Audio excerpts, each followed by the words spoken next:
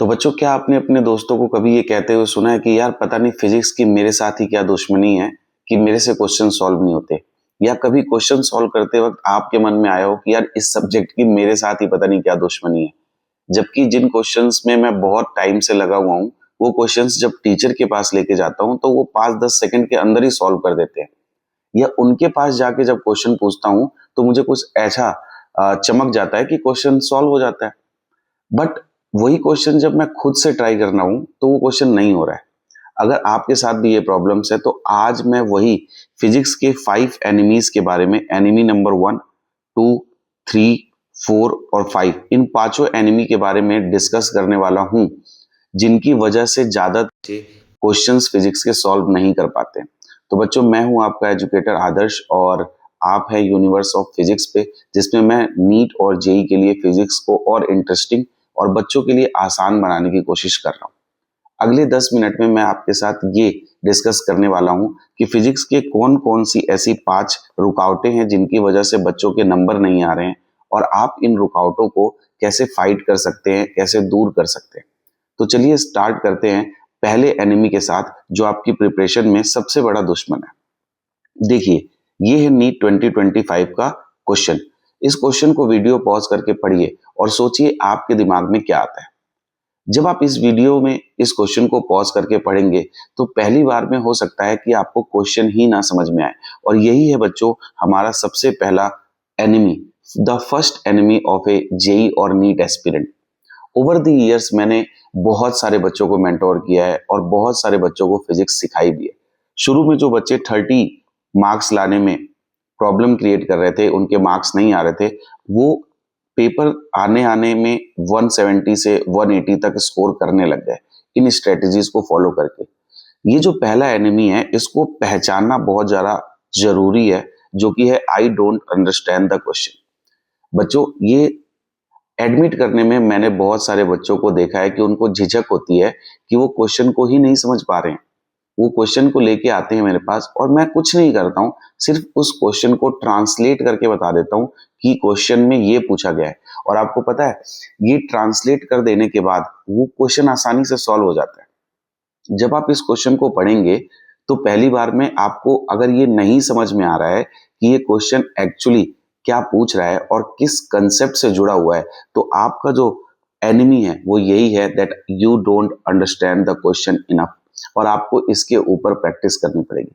चलिए जरा इस क्वेश्चन को पढ़ते हैं। क्वेश्चन कह रहा है, a unit positive point charge is taken slowly through an infinitesimally thin tube that is inside a charge dielectric sphere of radius R having uniform positive charge density. तो questions को तोड़ के पढ़ें, यानी इस स्फीयर के पास जो charge density है वो रो है, और एक पॉजिटिव चार्ज को इस टनल के थ्रू इस पॉइंट ए से इस पॉइंट बी तक ले जाया जा रहा है। ये हमारी बात हो गई। The initial and final positions of the charge are A and B, which is at a distance 2r and 3r from the center. In this process, the magnitude of total work done on the point charge is this. अब आप ध्यान से देखिए, यहां पर question work का पूछा गया है, जबकि चार्ज से हमें पता चल रहा है कि ये जो चैप्टर है वो तो इलेक्ट्रोस्टैटिक है, वो तो इलेक्ट्रोस्टैटिक है। अब आप सोचिए कि इलेक्ट्रोस्टैटिक के अंदर वर्क डन से रिलेटेड क्या कंसेप्ट आ सकता है ना? तो ऐसे इस कंसेप्ट को हम लोग बिल्ड करते हैं। तो इलेक्ट्रोस्टैटिक से रिलेटेड वर्क डन से कुछ कंसेप्ट ये आ सकता है कि work done by the conservative force is equal to negative of the change in potential energy. अगर आपको ये समझ में आ रहा है कि work done by the conservative force negative of the change in potential energy के बराबर होता है, तो अब हमारे पास इस क्वेश्चन को करने में कोई भी दिक्कत नहीं होने वाली है, क्योंकि बेसिकली आपको चेंज इन पोटेंशियल एनर्जी यानी कि you final minus you initial निकालना है। और जैसे ही आप निकालेंगे और वैल्यूज को एडजस्ट करेंगे, आपका आंसर आसानी से आ जाएगा। तो देखिए, जब भी आपने क्वेश्चन को ठीक से समझा है, क्वेश्चन सॉल्व हुआ है। अगर क्वेश्चन को ठीक से समझा ही नहीं तो क्वेश्चन सॉल्व नहीं होता है। तो आज के बाद आपको करना क्या है, इस प्रॉब्लम से निपटने के लिए सोल्यूशन क्या है? सोल्यूशन ये है कि क्वेश्चन को लाइन बाय लाइन पढ़ें और अपनी मदर टंग में उसको मन में कन्वर्ट करते जाएं। अगर आप हिंदी में बात करते हैं तो हिंदी में उसको कन्वर्ट करिए अपने मन में, और जब आप कन्वर्ट करेंगे तब क्वेश्चन को समझने की अंडरस्टैंडिंग बढ़ेगी और आप आसानी से क्वेश्चन को समझ पाएंगे। जब आप इस पहले एनिमी से फाइट जीत लेंगे तब आपके पास दूसरा एनिमी आता है, और वो एनिमी आता है बच्चों the second enemy which I forget the formula और द कंसेप्ट। बहुत सारे बच्चे मेरे पास आते हैं कि सर मैंने 11th में बहुत मेहनत की थी, मुझे 11th में ये याद था work done by the conservative force is negative of the change in potential energy, मुझे बहुत अच्छे से याद था सर, लेकिन जैसे ही मैं 12th में आया सर और 12th के चैप्टर्स पढ़ने लगा तो 12th में मैं इस फॉर्मूले को भूल गया, या ये फॉर्मूला मुझे एग्जाम तक भी याद था, लेकिन जब मैं एग्जाम के अंदर गया तो मैं इतने प्रेशर में आ गया कि वो फॉर्मूला मैं भूल गया। तो क्या आपके साथ अगर ऐसा होता है तो बेटा आपका जो सबसे बड़ा एनिमी है वो यही है कि आप फॉर्मूले को भूल जाते हैं, कंसेप्ट को भूल जाते हैं। और बच्चे अगर आप फॉर्मूले को भूल जाएंगे या कंसेप्ट को भूल जाएंगे तो आप पेपर में उसे अप्लाई ही नहीं कर सकते। तो इसके लिए सबसे पहली चीज तो क्वेश्चन समझना है, फिर उसे फॉर्मूले में या कंसेप्ट के साथ उसको अप्लाई करना है। तो अब इसके लिए हम लोगों के पास सोल्यूशन क्या है? इसके लिए जो सबसे बड़ा सोल्यूशन है बेटा, जब आप फॉर्मूले को या कंसेप्ट को बार बार भूल जाते हैं तो इसका मतलब ये है कि आपने इसको ठीक से मेमोराइज नहीं किया है। और मेमोराइज करने के लिए हमारे बचपन से हमारे पेरेंट्स हमको सिखाते आए हैं कि राइट द कंसेप्ट और formula every time you solve a question, every time you solve a question related to it,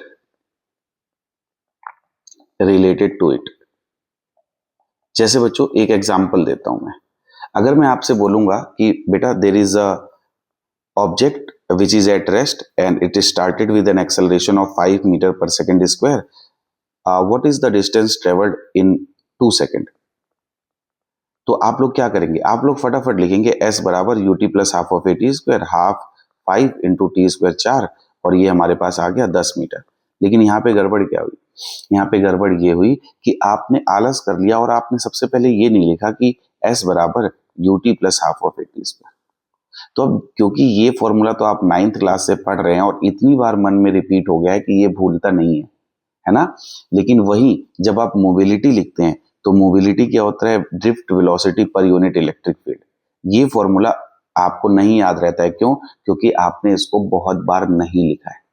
तो मेरी आपसे रिक्वेस्ट है, अगर आपका एनिमी नंबर 2 है, यानी कि आप फॉर्मूले को भूल जाते हैं या कंसेप्ट को भूल जाते हैं, तो मेरी आपसे रिक्वेस्ट ये है कि फॉर्मूले को और कंसेप्ट को लिख लिख के याद करें। अगर आप लिख लिख के याद करेंगे समय ज्यादा लगेगा, लेकिन वो ज्यादा समय तक याद भी रहेगा बच्चों। ठीक है, मूव ऑन करते हैं एनिमी नंबर 3 पे।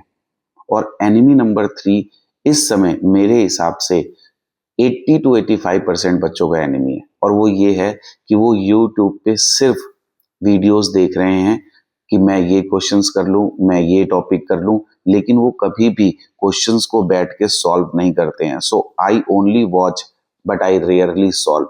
This is the third enemy of a JEE और नीट एस्पिरेंट। बच्चों हमेशा याद रखिए कि कोई भी सब्जेक्ट है, कोई भी सब्जेक्ट वो सिर्फ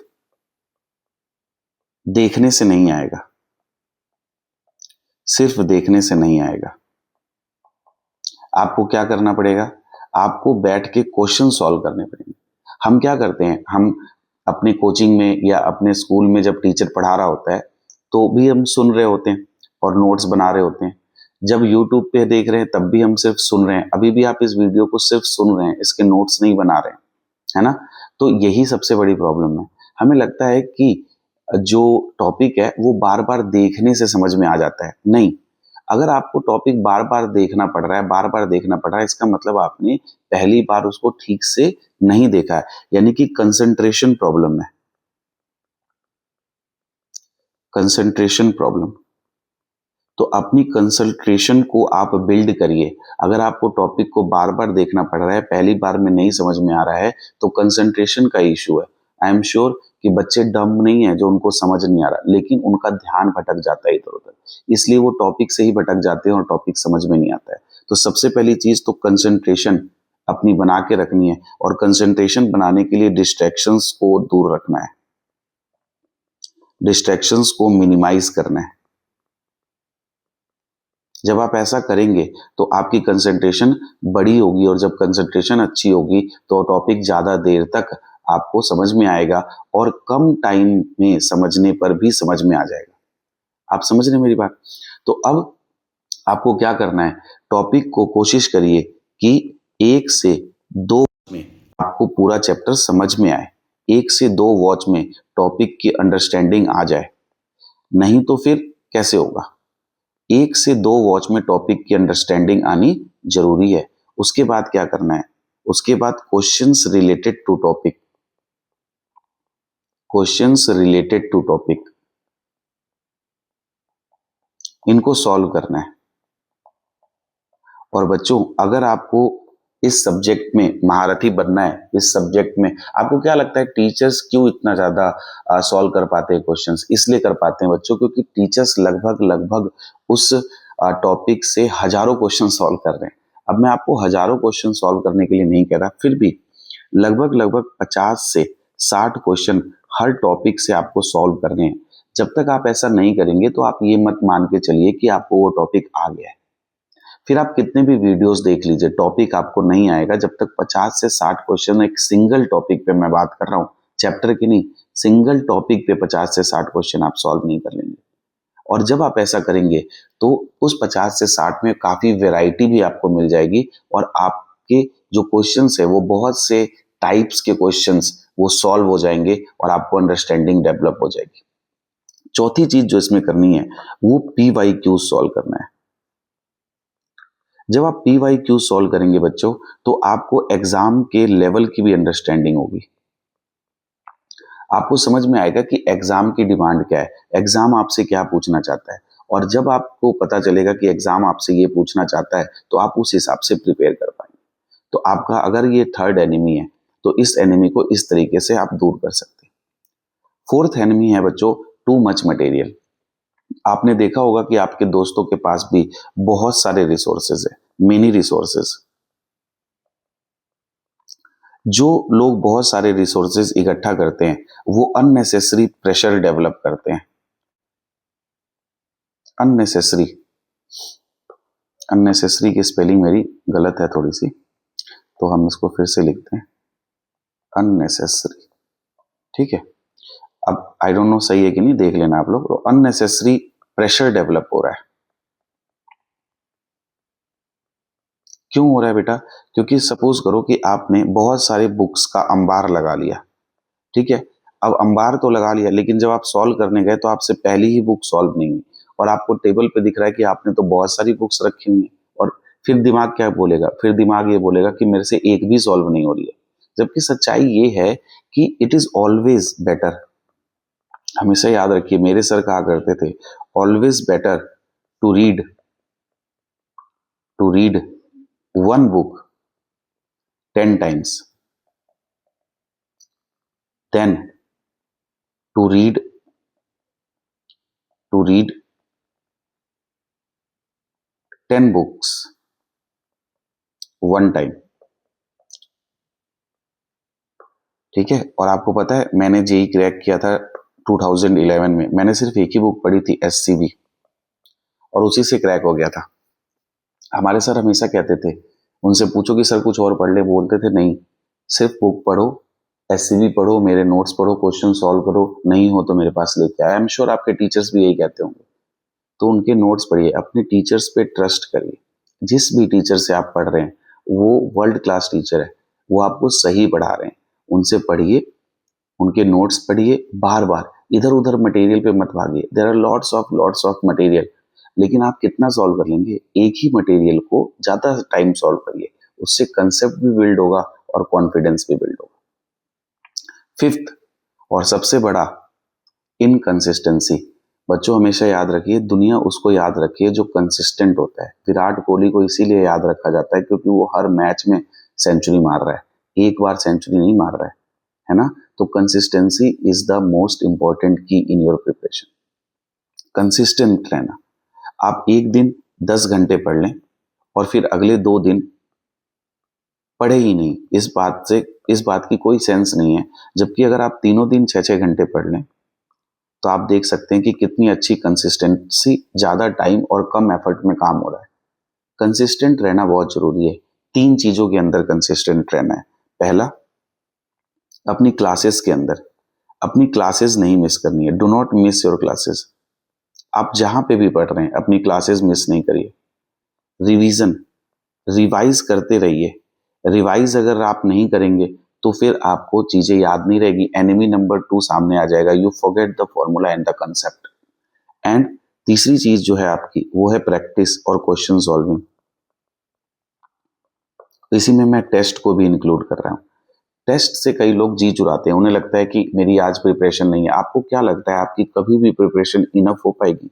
आपको क्या लगता है कि जिसकी AIR 1 आई है, आर्यन से अगर जाके आज पूछा जाए कि तुम्हारी प्रिपरेशन इनफ थी, तो वो ये बोल देगा कि प्रिपरेशन इनफ थी? नहीं। उसे भी अगर 2 घंटे और मिल जाते तो वो 2 घंटे और पढ़ता, 2 दिन और मिल जाते तो 2 दिन और पढ़ता। और यही सबके साथ है, आपके साथ भी है, मेरे साथ भी है। प्रिपरेशन कभी भी इनफ नहीं होने वाली है। प्रिपरेशन हम मान के चलते हैं कि इनफ है, और वो कॉन्फिडेंस कैसे आता है? ज्यादा क्वेश्चंस लगा के, ज्यादा प्रैक्टिस करके। बच्चों, ये थे आपके 5 एनिमीज और उनको फाइट करने के सॉल्यूशंस।